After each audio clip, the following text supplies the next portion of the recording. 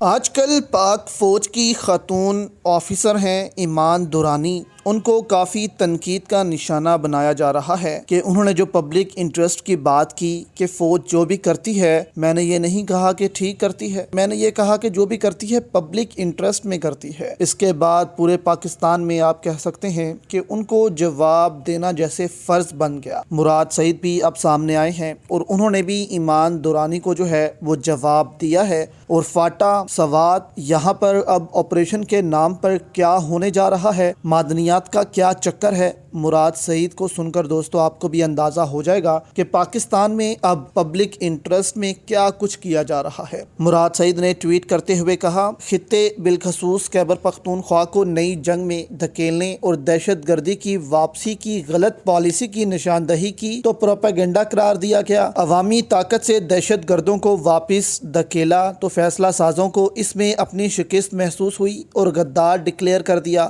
مالا کنڈ میں 3 دفعہ اس کوشش کو ناکام بنایا تو جنوبی اضلاع اور سابقہ فاٹا کی جانب سے کھیل کا آغاز ہوا اور ہمارے سروں کی قیمت لگا دی گئی، مگر اس سب سے بڑی بدنصیبی یہ ہے کہ ہر بات، ہر خدشہ اور ہر دعویٰ سچ ثابت ہوا۔ کاٹلنگ میں ڈرون حملہ ہوا، معصوم عوام شہید ہوئے تو فیصلہ سازوں نے پبلک انٹرسٹ میں ان کو دہشت گرد ثابت کرنے کا بیانیہ چلوایا۔ ہم نے پوری دنیا کو بتایا کہ یہ کوئی دہشت گرد نہیں، سوات کی گجر برادری سے تعلق رکھنے والے معصوم لوگ تھے، لیکن ریاست پہ قابض مافیا اور ان کا سہولت کار میڈیا ان کو دہشت گرد ثابت کرنے پر تلا رہا۔ اسی طرح ڈرون حملوں میں اضافہ ہوتا گیا، اپنے ہی شہریوں پر ان کی اپنی ہی فوج پبلک انٹرسٹ میں ڈرون حملے کرتی رہی۔ گھر، کھیل کے میدان، بزرگ، بچے سب پبلک انٹرسٹ میں بلا تفریق قتل کیے گئے، اور ہر دفعہ نیا بیانیہ، نیا جھوٹ۔ کبھی کہیں بچے اور عوام نہیں دہشت گرد مارے گئے، کبھی کہیں کہ ڈرون طالبان نے کیا، تو یہ بھی کس کی نااہلی ہے۔ یہاں تک امن تحریک کے ساتھیوں نے پیغامات بھیجے کہ ہمارے اوپر نہ صرف زمین تنگ کر دی گئی ہے بلکہ فضا میں ڈرون بھی پیچھا کرتے ہیں،